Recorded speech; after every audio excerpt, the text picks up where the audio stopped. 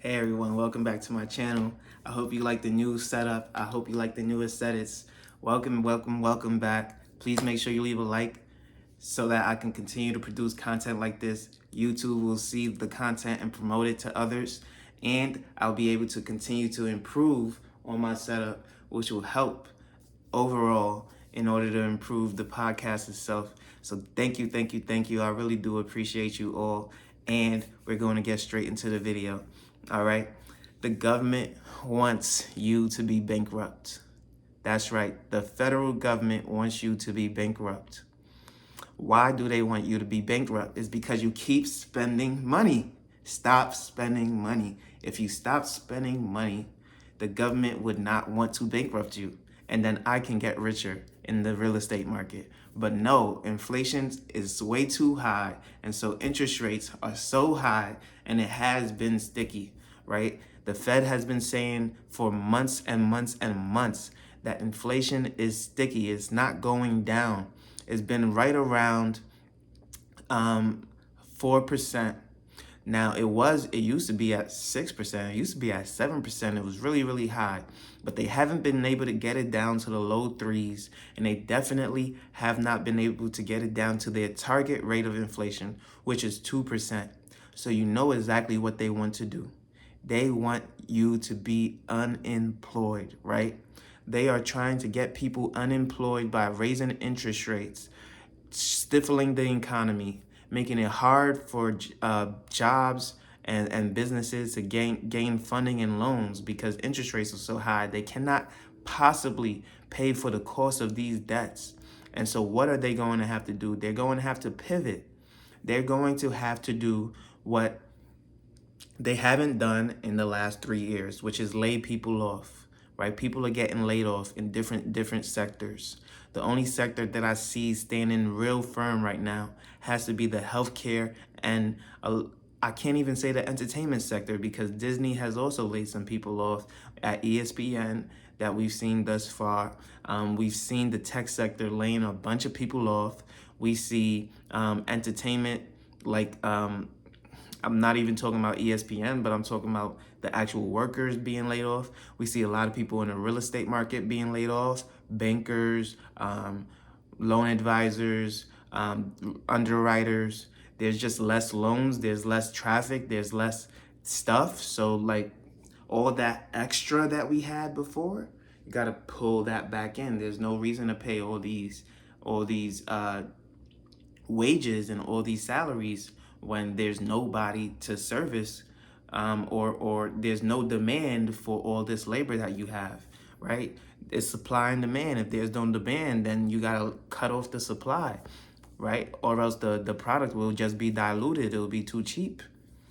And so that's how we looked at it. That's how businesses are looking at it. If they can't pay you, then why would they keep you, right? And so the Fed is trying to make you bankrupt. What's going to happen when you lose a $70,000, $80,000, $100,000 job, and you got to take a job that pays you $20,000 less, or you say, you know what, there's no jobs in this market for me. I am going to decide to be unemployed and take on unemployment. Well, now you're subject to a stifled wage. You're subject to something that doesn't pay you as much as you were making before. And so what happens then? You're not able to buy the stuff that you used to buy. You're not able to live the lifestyle that you used to live. You're not able to go on the vacations that you were going on. And because of that, what happens? There's less inflation.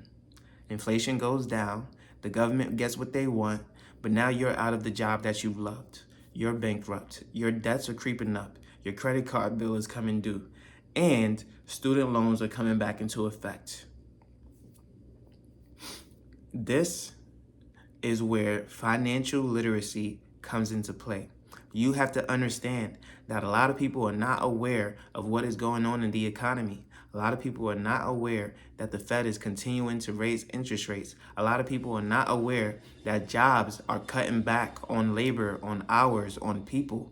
A lot of people are not aware that the economy is shifting And a lot of people are not aware that prices on a lot of things are going down, but they still remain very, very high compared to 2020 and 2021.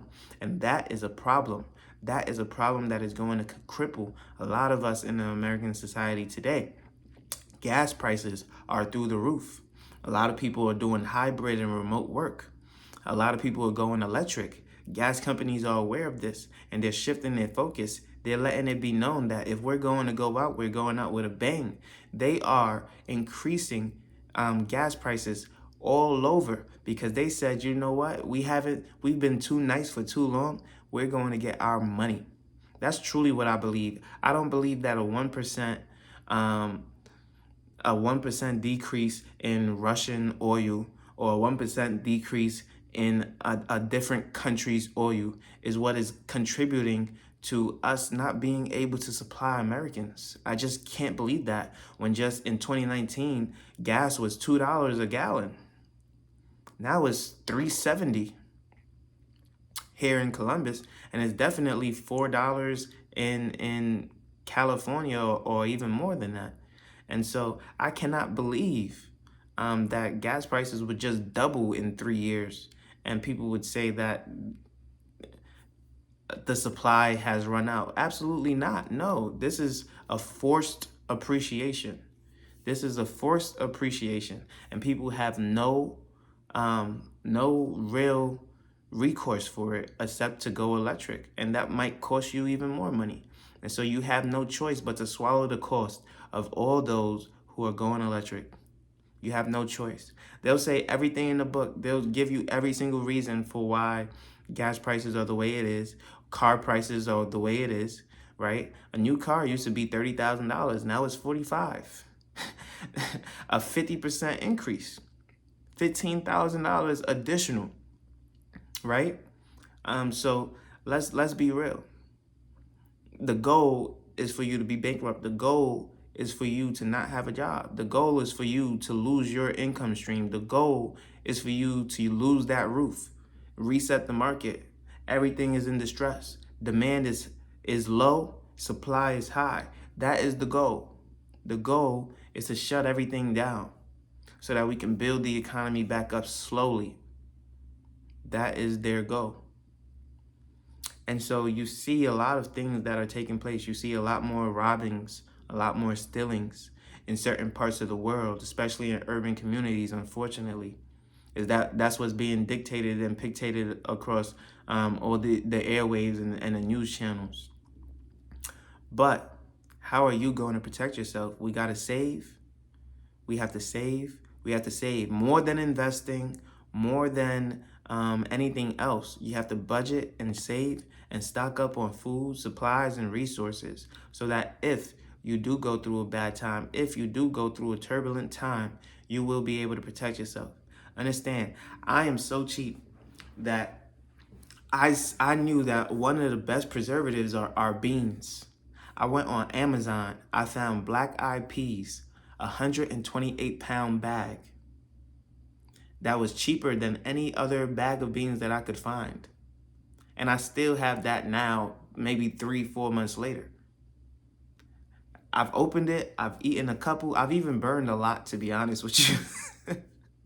But I just knew it was so cheap that, I had to have it, right? I had to have it. I had to have that bag of beans. And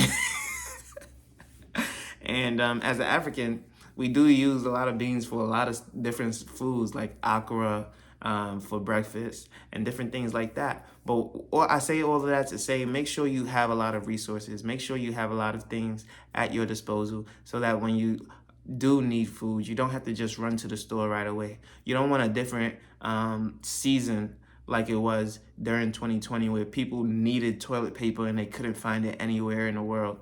I'm like, come on, it's not that serious, right? We can figure it. We can figure things out. And so make sure you leave a like. Make sure you leave a comment. Make sure you subscribe. Let me know what you're doing to prepare for what is going on in 2023 and maybe even into 2024 for sure. So let me know what you think in the comment section down below, and I will see you on the next one. Peace.